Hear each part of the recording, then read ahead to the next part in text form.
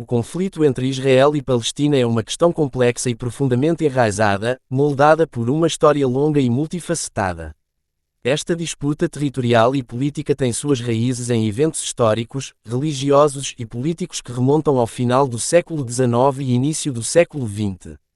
A compreensão do conflito exige uma análise abrangente de fatores históricos, geográficos, culturais e políticos.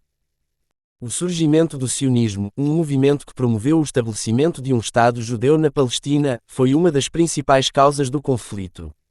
O sionismo ganhou força no final do século XIX, especialmente em resposta ao antissemitismo na Europa. Em 1917, a Declaração Balfour, emitida pelo governo britânico, expressou apoio à criação de um lar nacional judeu na Palestina. Isso contribuiu para tensões entre a população judaica e árabe na região. O período do mandato britânico na Palestina, 1920 a 1948, foi marcado por conflitos crescentes entre judeus e árabes. A imigração judaica aumentou, o que provocou tensões e hostilidades.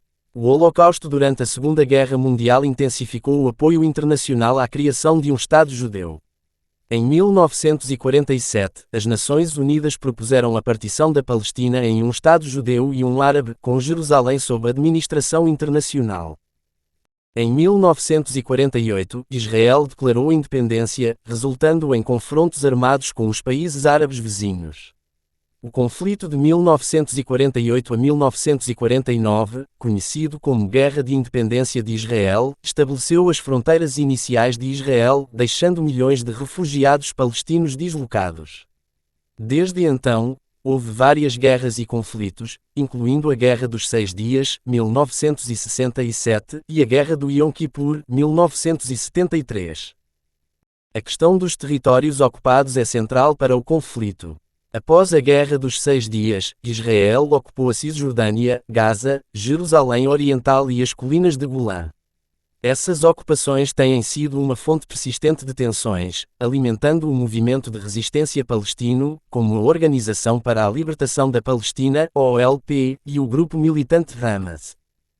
O processo de paz tem sido intermitente, com vários esforços, como os Acordos de Oslo na década de 1990, buscando uma solução de dois Estados.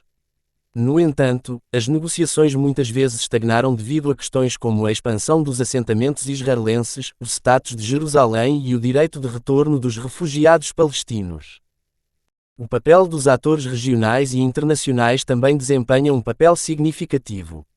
A relação entre Israel e países árabes mudou ao longo do tempo, com alguns países normalizando relações recentemente.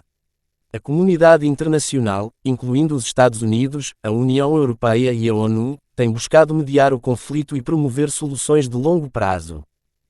Em resumo, o conflito Israel-Palestina é intrincado e profundamente enraizado em eventos históricos, territorialidade, nacionalismo e questões religiosas.